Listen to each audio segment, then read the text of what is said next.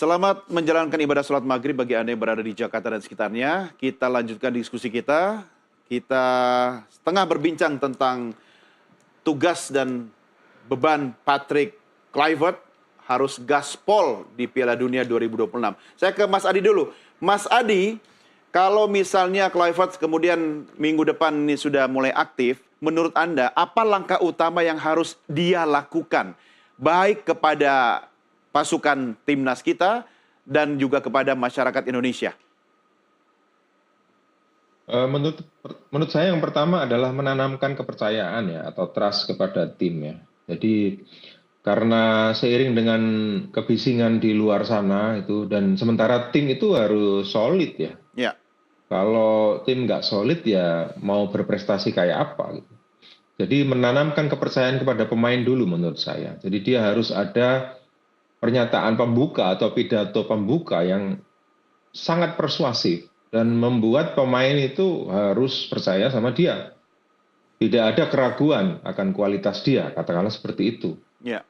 Itu yang pertama. Dan kemudian kalau misalnya memang ada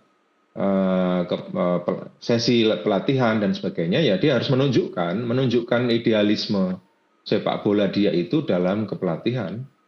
Dalam sesi latihan itu, disiplinnya, kemudian cara dia mensupervisi pemain dan sebagainya. Nah kemudian yang kedua tentu menjawab berbagai pertanyaan publik ya, dia harus berbicara kepada media, kepada pers. Dia sendiri langsung harus mau diwawancara gitu ya Mas ya? Dia sendiri harus mau diwawancarai dan dengan bahasa Inggris yang cukup baik, ya rasanya dia bisa menjawab pertanyaan-pertanyaan media arus utama, media massa, dan kemudian dengan akun pribadi akun PSSI ataupun akun pribadinya, dia juga bisa berbicara kepada melalui media sosial secara langsung tentang bagaimana dia akan bekerja, program-program dia, keyakinan dia akan dibawa kemana timnas. Itu dia perlu sampaikan. Nah, itu menurut saya itu beberapa hal yang perlu dia lakukan. Jadi intinya adalah menanamkan kepercayaan kepada pemain, timnas, kepada federasi dan juga kepada publik. Ya, oke, menarik. Bung Yes, kita berterima kasih kepada STY yang akhirnya mengumpulkan tim Garuda Squad kita kan, seperti sekarang ini. Tapi kan masih banyak nama-nama yang kemudian belum berlaga. Iya, betul. Ya, Anda menghitung ada berapa nama itu kira-kira? Ada 4, 5, atau 6 pemain yang memang harus dan perlu dicoba. Nah, apa yang dilakukan oleh Bang Patrick ini kepada nama-nama lain itu? Iya, saat STY menukangi timnas, memang ada belasan, sekitar 14 kali ya, yang sepertinya sudah menjadi pakem dari STY. Nah, ada 4-6 pemain yang terlupakan dalam tanda petik. Sebut saja Elkan Bagot, Jordi Amat, Miss Hilgers, juga Eliano Reinders, kemudian juga Ole Romanei, Lillipali. Ya, kemudian Stefano Lillipali yang juga dicampakkan. Mereka ini semua harusnya. Kata-katanya ini bukan. Karena memang waktu itu ada gesekan. Iya, artinya ini lebih personal ke pelatih begitu ya? Iya, antara Stefano dan STY, sehingga memang dilupakan sama sekali. Termasuk Elkan Bagot. Ya. Nah ini harus mereka dirangkul kembali oleh Kluivert untuk bergabung sama tim, lalu bagaimana mereka mendapat satu skuad yang solid, katakan starting 11 yang memang baku. Namun untuk mendapatkan itu juga tidak mudah, karena kita lihat bahwa sebagian besar pemain kita terlibat dalam klub-klub di dalam negeri maupun luar negeri, yang kalau mereka diajak ke tim nasional itu kalau memang masuk dalam kalender FIFA Matchday. Kalau itu bukan FIFA Matchday, tidak mungkin dilepas. Nah ini kendala yang mungkin sedikit terlupakan oleh kita semua. Ketika Kluivert datang, ya selain program yang tadi dikatakan Mas Adi, dia harus juga bertemu fisik dengan pemain ini. Waktu 2,5 bulan itu akan tidak berarti kalau seperti yang dilakukan STY sebelum ini, seminggu 2 minggu sebelum pertandingan baru mereka bisa kumpul.